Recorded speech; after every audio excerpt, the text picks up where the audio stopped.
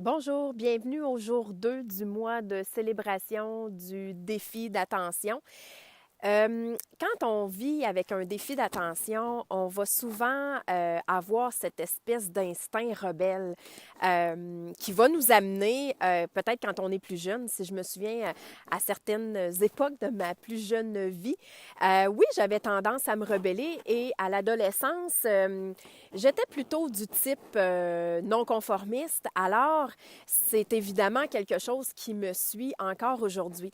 Mais avec le temps, ce que j'ai appris, c'est que ce trait ou cette caractéristique-là du défi d'attention peut s'avérer une force. Et oui, en fait, être rebelle, je pense que c'est peut-être un mot qui a été galvaudé et qui a été mal interprété. En fait, ce qui va faire qu'une personne avec un défi d'attention va se rebeller, c'est tout simplement, je crois, une question de valeur, une question de si ça n'a pas de sens pour nous, alors à quoi bon?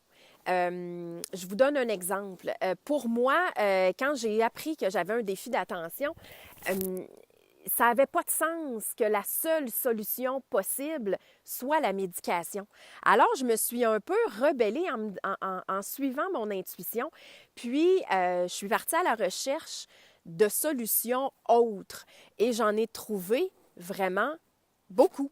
Que ce soit au niveau de l'alimentation, où je me suis rebellée contre le marché de l'alimentation en refusant d'ingérer des trucs qui sont ni bons pour la santé, ni bons pour le défi d'attention.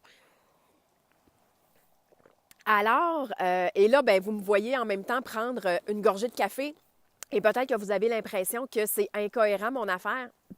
Mais ce qu'il faut savoir, c'est que je suis partie d'une fille qui buvait 5 à 6 cafés par jour à 4 par semaine. Et ça, je vous en parlerai un petit peu plus longuement lors d'une capsule subséquente. Mais en fait, c'est ça, c'est que je me suis un peu rebellée contre le marché de l'alimentation qui met des agents de conservation, des colorants, toutes sortes de choses que notre corps n'a pas besoin et qui minent notre santé et nous tuent, pardonnez-moi l'expression, à petit feu.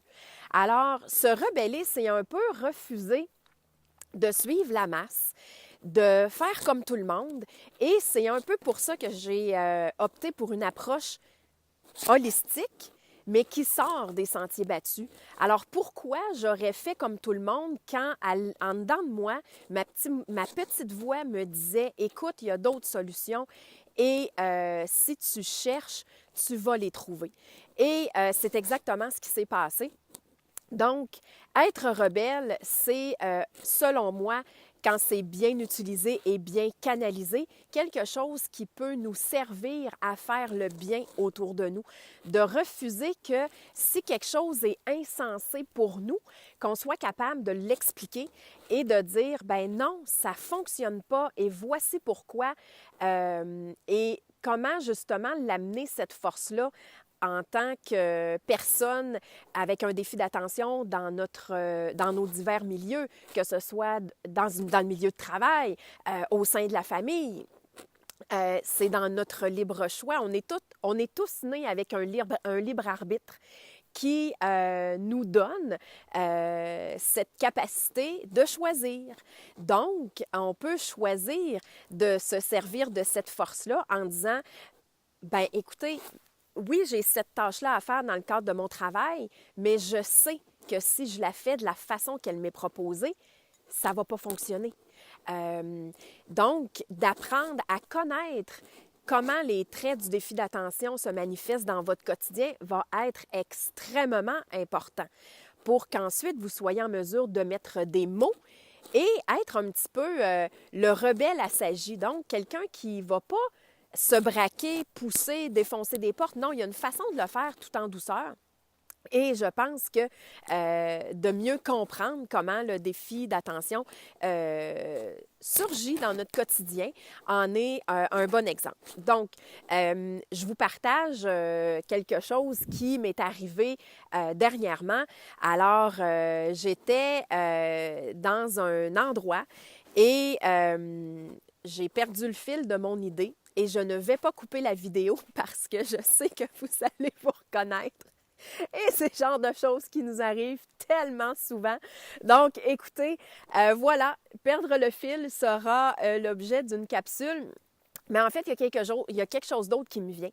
Je me souviens, dans le cadre d'un travail que j'ai occupé il n'y a pas très longtemps, avant en fait de démarrer ma pratique, on me suggérait une certaine façon de faire les choses.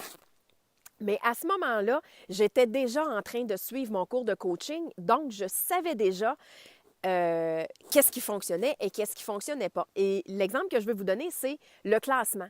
Je ne suis pas la top au niveau du classement et pour moi, la couleur a vraiment de l'importance et m'aide à mieux fonctionner. Donc, je suis au travail et là, les dossiers pour classer les différents documents sont beiges. Mais mon cerveau, lui, un dossier beige, un autre dossier beige et un autre dossier beige et 20 dossiers beiges, c'est du pareil au même. Alors, j'ai demandé à ma patronne à ce moment-là, est-ce que tu me permets d'aller m'acheter des dossiers de couleur?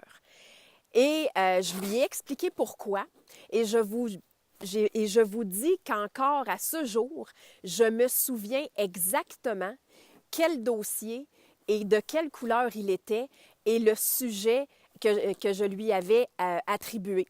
Donc, j'avais des dossiers rouges, bleus, verts, jaunes et oranges et j'avais classé selon ce que mon cerveau comprend du classement.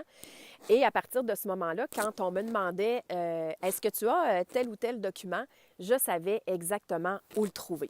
Alors, j'espère que vous allez apprendre à vous rebeller en douceur, à apprendre à utiliser cette force, en fait, que je considère très, très, très importante.